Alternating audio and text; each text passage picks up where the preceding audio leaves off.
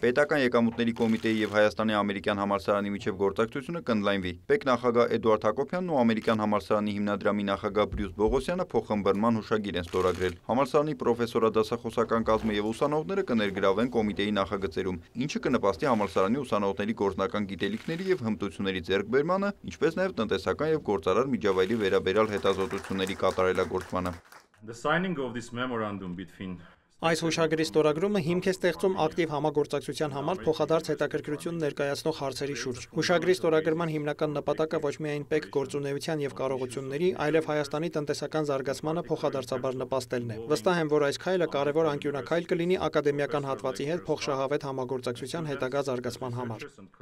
Ուսանողների ներգրավումը այսպիսի նախագծերում արժեքավոր է ոչ միայն ակադեմիական եւ մասնագիտական աճի, այլև կառավարության կարողությունների զարգացման տեսանկյունից, շեշտել է Հայաստանի ամերիկյան համալսարան հիմնադրամի նախագահը։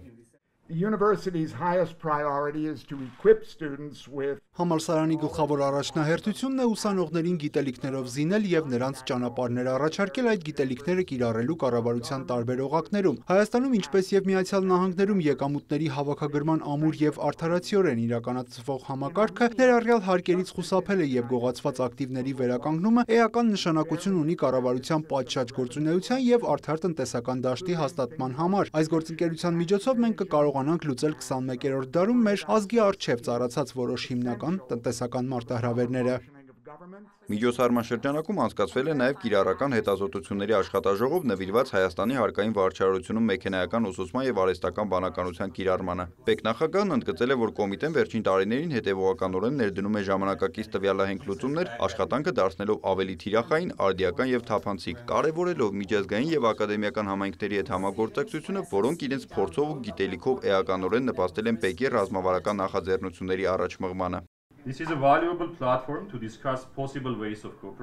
Սա արժեքավոր հարթակ է քննարկելու համագործակցության հնարավոր ուղիները, որոնց միջոցով կարող ենք համատեղ ձևավորել արդյունավետ, տվյալահեն եւ առաջադեմ մոտեցումներով առաջնորդվող պետական համակարգ՝ ի նպաստ Հայաստանի Հանրապետության զարգացմանը եւ հանրային ծառայության նոր մակարդակի ձևավորմանը։ Այս համագործակցությունը ոչ միայն ակադեմիական եւ պետական հատվածների միջև կամուրջ կդառնա, այլ նաեւ խթան կհանդիսանա Հայաստանում արհեստական բանականության եւ տվյալագիտության ոլորտների համապարփակ զարգացման համար։